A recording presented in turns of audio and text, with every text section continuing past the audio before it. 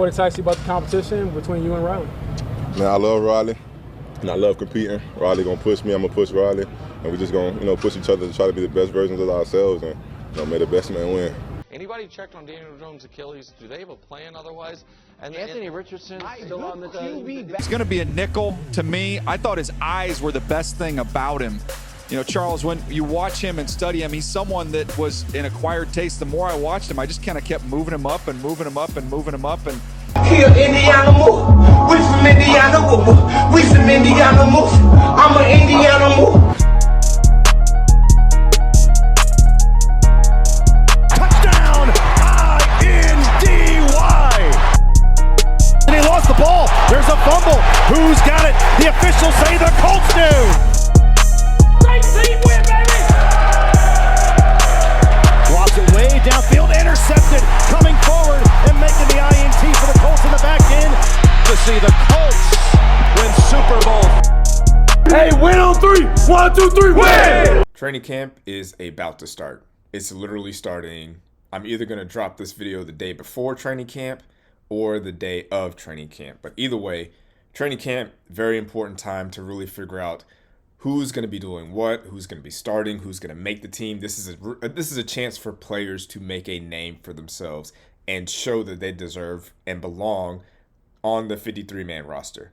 Now, heading into training camp, I believe that there are 5 very important storylines that we need to be kind of watching throughout the duration of training camp. Now, obviously, I think the biggest one is health. And health of the important players. So the most important storyline of training camp this season for the Colts is their health. That's of DeForest Buckner, Javarius Ward, Daniel Jones, obviously, Justin Wally, Hunter Wooler, but mostly the first 3 players that I talked about, like DeForest Buckner. When he is healthy, he is top 5 at his position.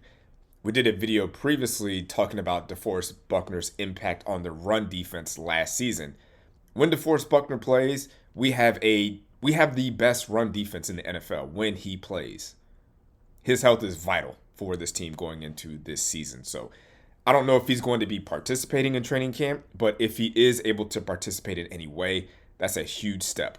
I think obviously that applies to the secondary also when it comes to Javarius Ward. If Javarius Ward is healthy, he is probably on his worst day a top 20 cornerback, and that's being generous. I think he's arguably top 15. I could maybe push for top 10 if I'm really trying to be a homer, but if you have a top 20 cornerback besides Sauce Gardner, your pass defense is going to improve dramatically. Now, tight ends and running backs might, be able to eat, but wide receiver 1s, wide receiver 2s, those people are going to have a hard time having a good day against this defense. So if Javarius Ward can be healthy, our pass defense, you can just kind of set it and forget it. Now, obviously, I don't have to really go into too much detail about the health of the quarterback. That's the most important position in the NFL, probably in sports, and we kind of saw what happened to the team once Daniel Jones got hurt. Obviously, we weren't undefeated with Daniel Jones, and Daniel Jones wasn't perfect throughout the season. He had some bad games before he got hurt. The old Daniel Jones started to kind of come out towards the end of the season. We don't have to rehash that Pittsburgh game. He had 7 turnovers that game. So I'm not trying to say that Daniel Jones is perfect, but for every team, you need your starting quarterback to be healthy and available the entire season. So if Daniel Jones is good to go for training camp, that means he's on track for he's probably not going to play in preseason, but if he is participating in training camp and participating in joint practices, I believe we have joint practices in Indianapolis against the Falcons this year. If he's participating in that, then he's pretty much good to go for week 1, and there's no need to question it. And obviously the other players I mentioned, like Hunter Wooler and Justin Wally, they were rookies last year.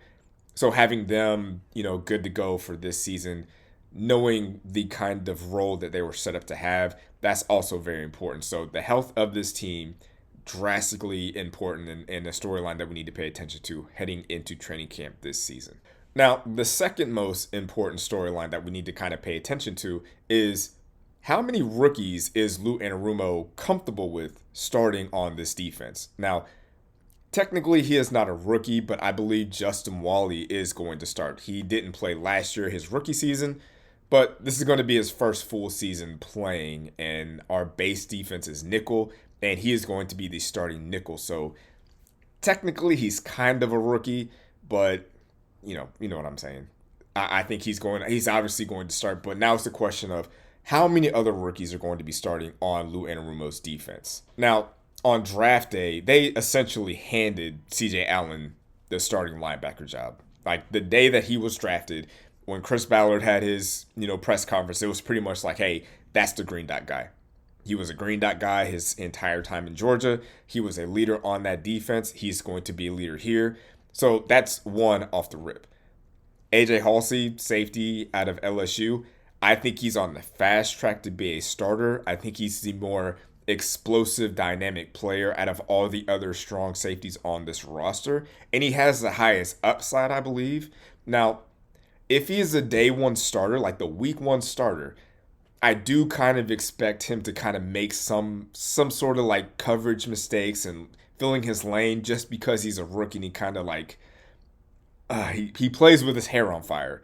So he might overrun some plays and things of that nature. But I think once the game slows down and he is coached up and he is more comfortable in the scheme, I think AJ Halsey is probably going to be one of the better rookies to come out of this draft class.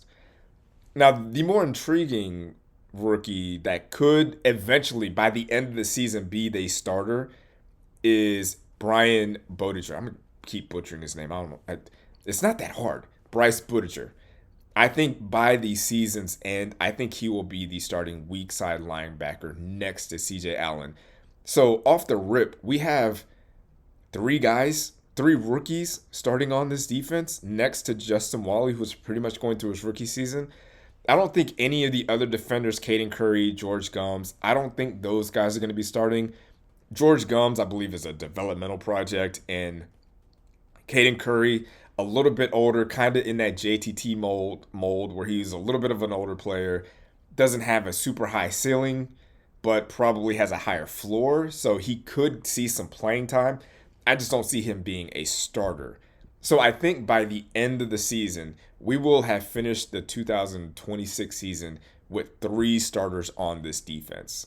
And I'm cool with that. I feel like that's how you get better, by playing young players, by taking your lumps at the beginning of the season, them learning things, making their mistakes, and then being coached up. And by the end of the season, our defense is going to be on the right track.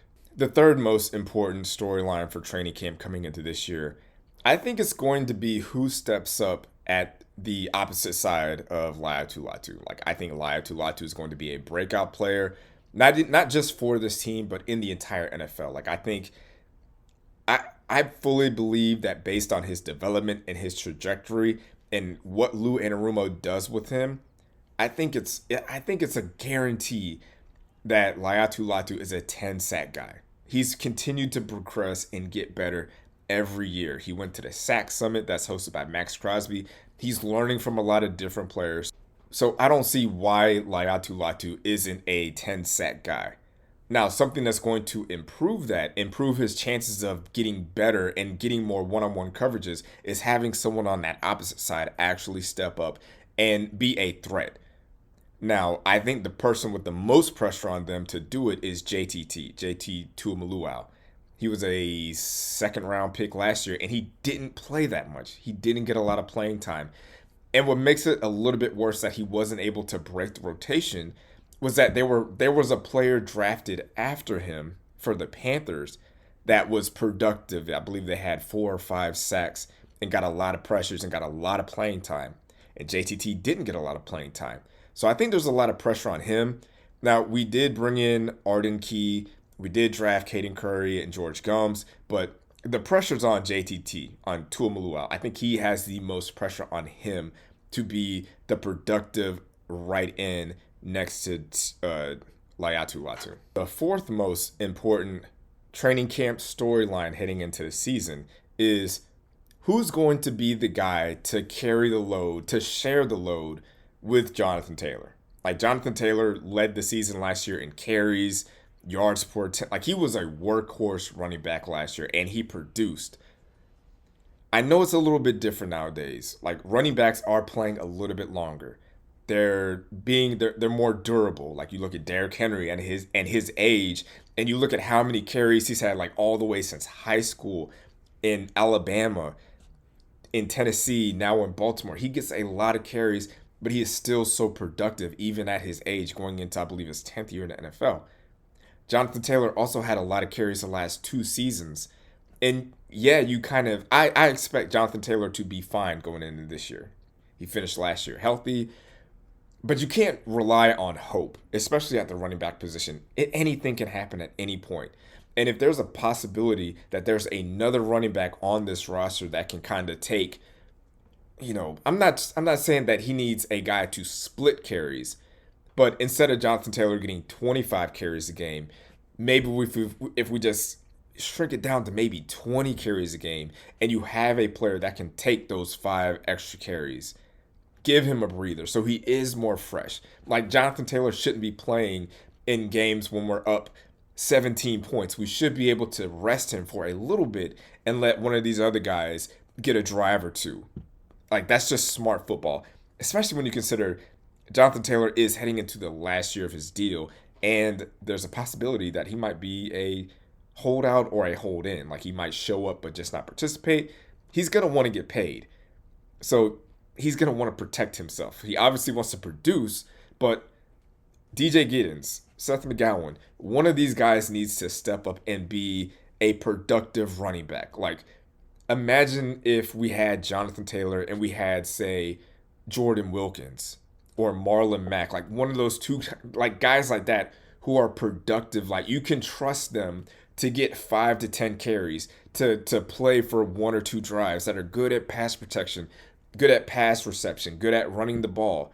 We have a top 5 offensive line. One of these guys should be able to be productive.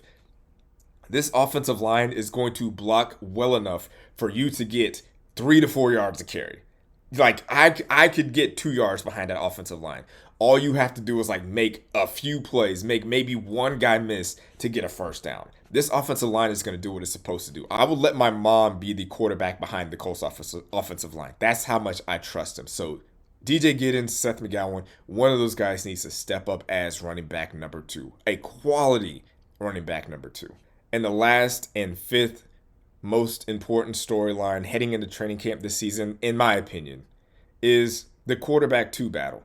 Now, there's a lot of different things that could happen with this. Like, I'm still an Anthony Richardson believer, and if Anthony Richardson can show up to training camp and show that he has improved with his pass protection, his accuracy, understanding the offense, making the right reads, making the right calls in pass protection, then he could either set himself up to be quarterback 2 going into the season, or he increases his value in terms of trade, being traded to another team. He clearly wants to be traded. The Colts are clearly done with him. So him improving and being the quarterback 2 is a win for everybody. For the Colts, it's twofold. You have a reliable, well, not, I don't want to say reliable, but you have an established quarterback 2 that's been in the offense the entire time and has improved, or you have a quarterback that has improved and has increased his trade value, and now you can move him and you can get some sort of value back. So the quarterback battle is between Anthony Richardson and Riley Leonard, who was a 6th-round pick last year and played in 2 games last season. Didn't play that great against Jacksonville because he was a little bit banged up, and played surprisingly well against the Houston Texans. And like I stated with Daniel Jones is not a reliable quarterback. He's never had a full season of health outside of 1 season. And we're talking about his entire career. We're talking about NFL and college. He gets hurt every season like it's clockwork. You need one of these guys to step up and be a reliable quarterback 2. I think Anthony Richardson should win that job because he was in competition for the starting job last year. And I believe that he would have won that job had he not got hurt against the Ravens and messed up his pinky. Like, I think Anthony Richardson was the clear I don't want to say he was a clear better player, but the upside was a bit more impressive in my opinion in terms of what he can do compared to what Daniel Jones can do. But at the end of the day, you need one of those guys to be reliable, because when you have a quarterback like Daniel Jones, like, we don't have, gone are the days of Peyton Manning and Brett Favre. Like, we don't have that. We don't have an Iron Man at quarterback. We haven't had one of those since Peyton Manning, because Andrew Luck missed time also. Daniel Jones missed time. Anthony Richardson missed time. Riley Leonard got hurt. Like, we don't have one of those quarterbacks that's just durable, that's just always available. So we need to have a valuable quarterback too.